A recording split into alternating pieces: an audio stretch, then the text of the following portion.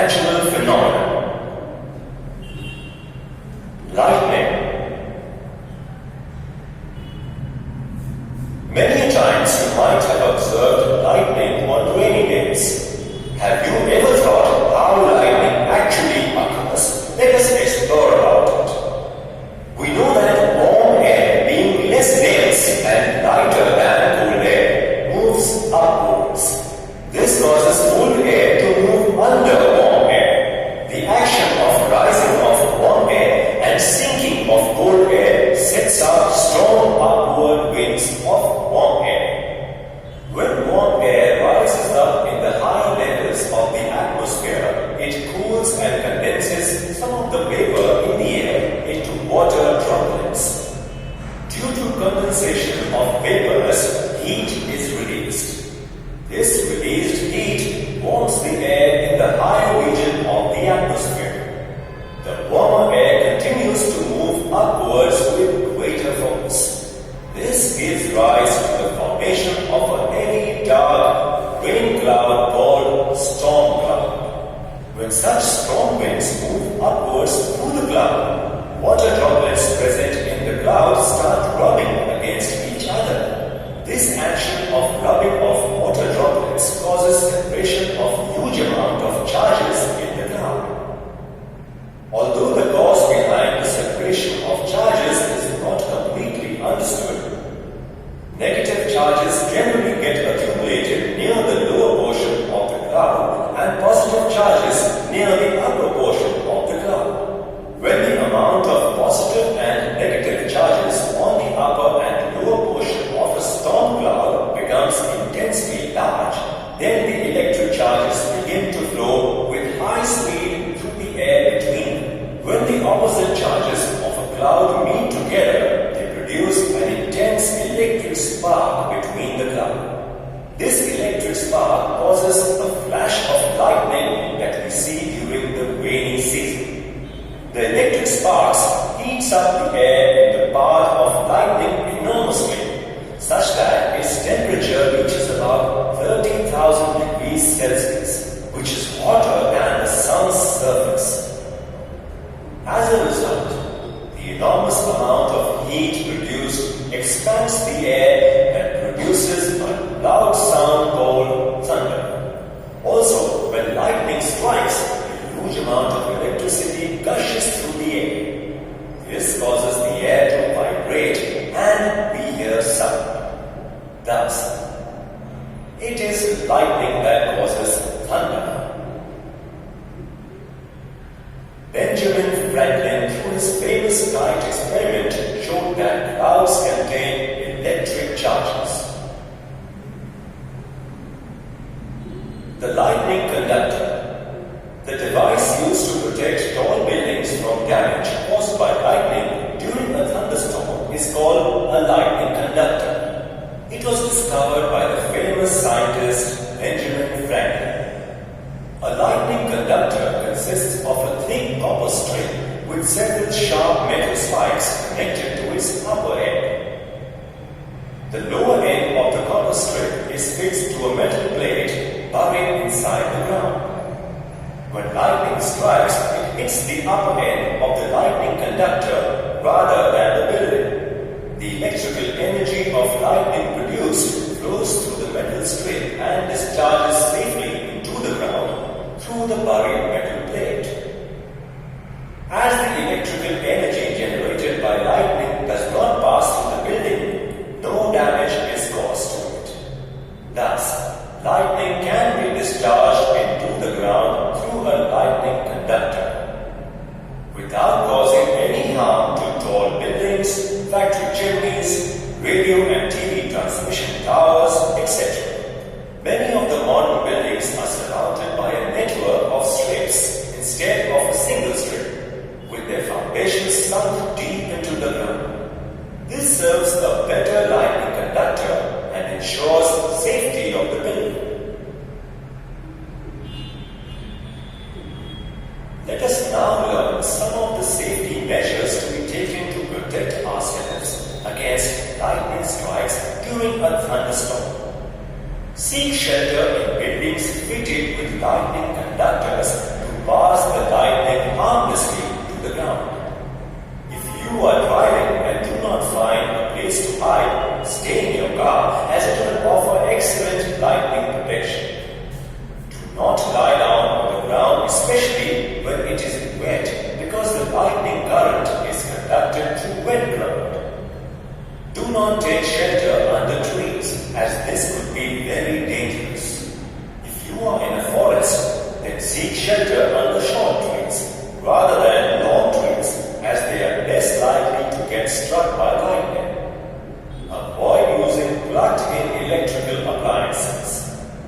Do not swim or engage in water sport activities. Come out of water and seek shelter immediately. Avoid using the telephone during a thunderstorm, as lightning may strike telephone lines outside. Except in an emergency, a cell or a cordless phone can be used. Do not touch aerials, water pipes, wire fences, and similar metal installations.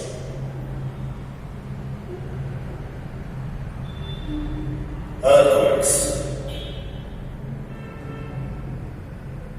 You might have read in the newspapers or seen in the news reports about the widely spread destruction of life and property caused due to earthquakes. Earthquakes occur in many parts of the world. Most of the earthquakes go unnoticeable by us since they last for a short span and do not cause much destruction. However, there are some major earthquakes that occur less frequently and are very dangerous. Have you ever thought what are earthquakes and how are they caused? Let us find it out. What is an earthquake? An earthquake is a sudden shaking or trembling of the earth, which lasts for a very short duration. It is caused by the brutal movements of rocks deep inside the earth's crust. The major earthquakes are very dangerous as they can cause tremendous damage to houses, buildings, bridges, people, etc. on a large scale.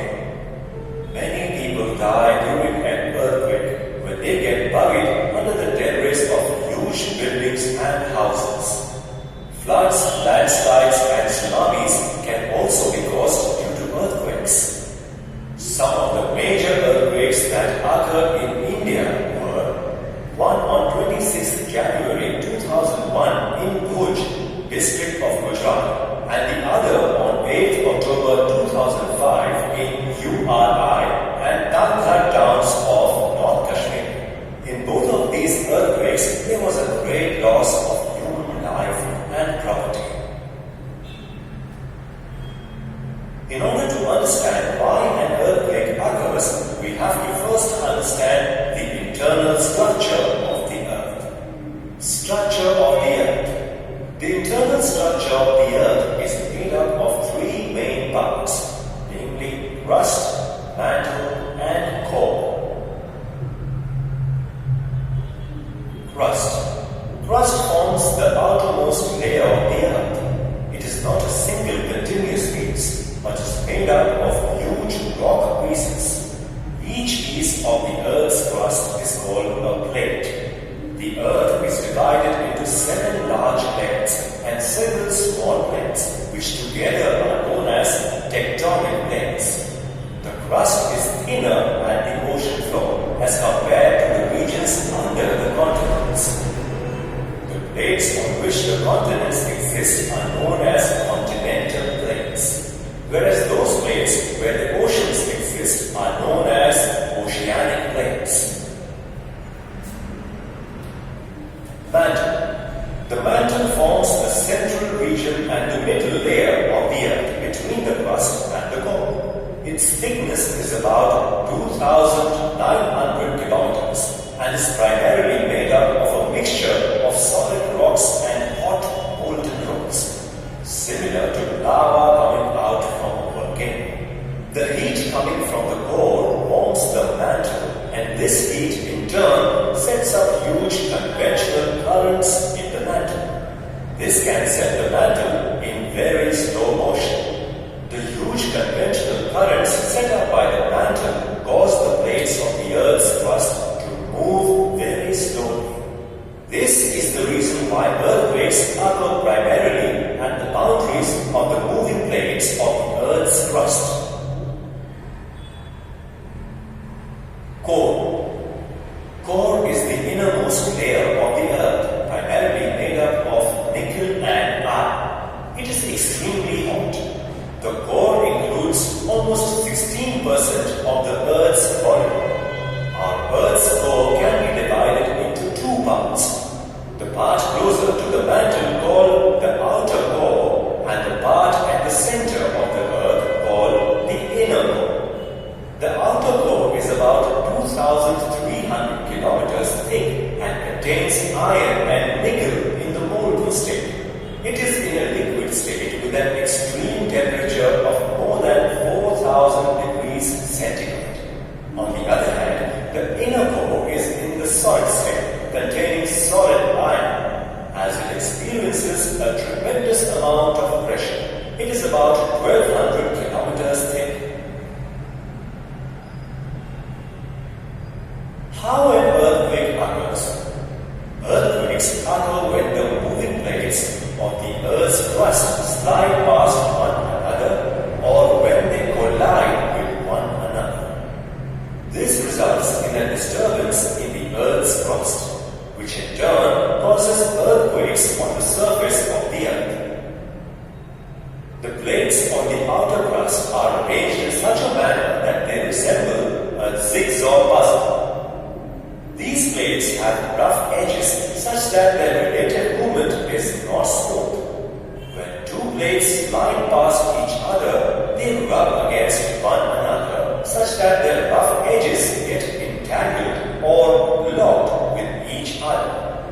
This prevents the two plates from moving. As a result, pressure is built up between the two plates. When sufficient pressure is built up between the two plates, the entangled or locked rocks of the two plates open suddenly with a big jerk. This point where the earthquake is generated is called focus, and the point vertically above the focus on the Earth's surface is called epicenter. This sudden movement of the plates causes an earthquake. During this time, a tremendous amount of energy is released, which along with the vibrations caused by an earthquake produces shock waves or seismic waves in all directions.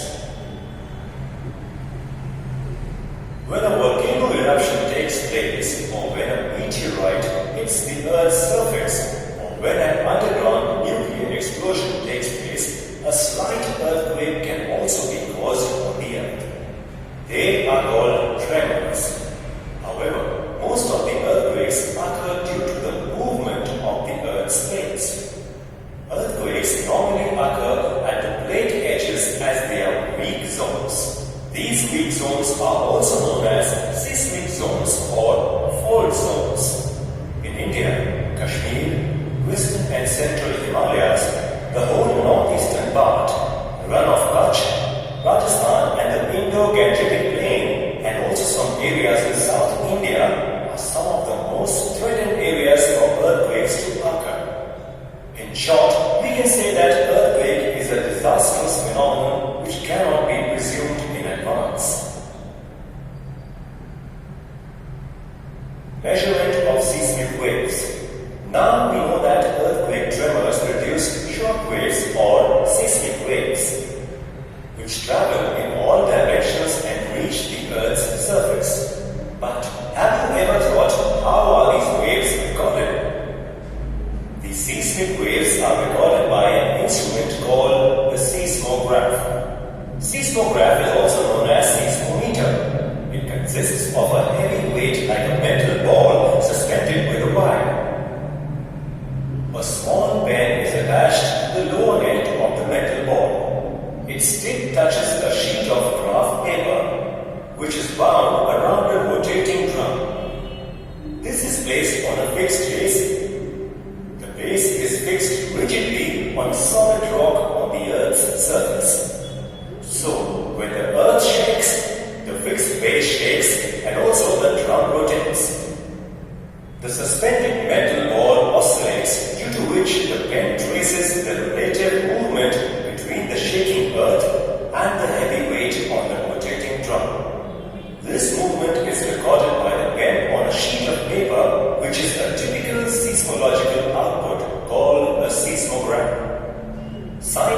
who study the behavior of earthquakes are called seismologists. Magnitude of an earthquake. From the data recorded by a seismograph, the magnitude, that is, the intensity of an earthquake, can be determined. Richter scale is the most common scale used to measure the magnitude of an earthquake. It is measured on a scale of 0 to 9. Every increase in a point on the scale represents an increase of 10 times in the magnitude of an earthquake. For example, an earthquake of magnitude 2 will have 10 times more destructive energy than the one of magnitude 1. Similarly, an earthquake of magnitude 3 will have 100 times more destructive energy than the one of magnitude 1. The most destructive earthquakes have magnitudes higher than 7 on the Richter scale. The earthquakes which occurred in Kashmir and Bhuj had magnitudes greater than 7.5. But no earthquakes of intensity greater than 9 have been recorded so far. Consequences of earthquakes. When an earthquake of magnitude more than 6 on the Richter scale occurs, then the loss of life and property is very massive.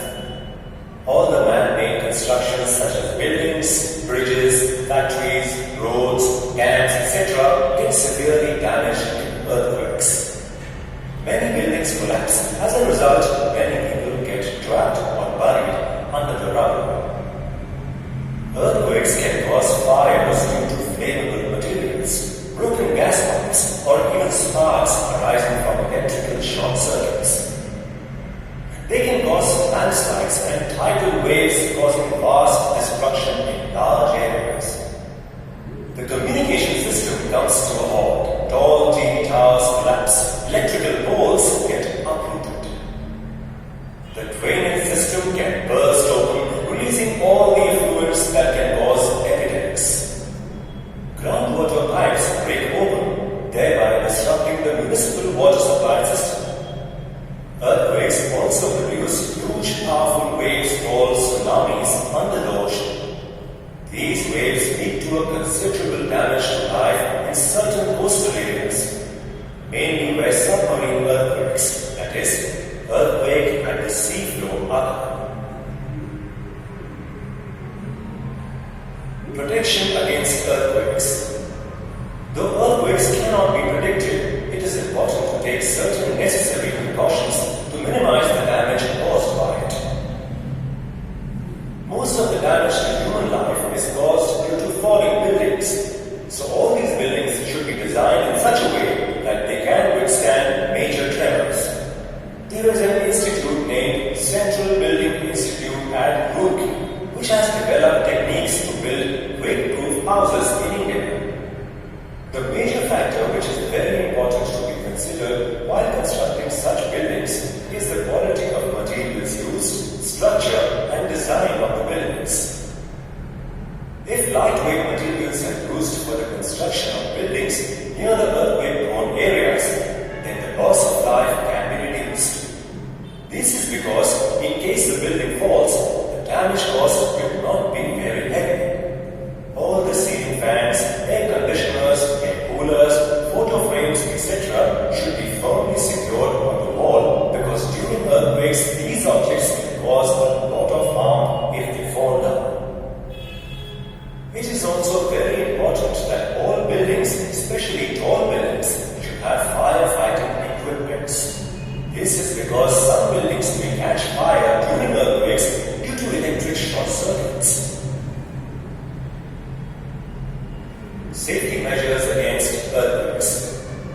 Let us discuss some safety measures you can follow to protect yourself during an earthquake. Measures if you are at home. Take shelter under a heavy table or a cot and cover your head with your arms.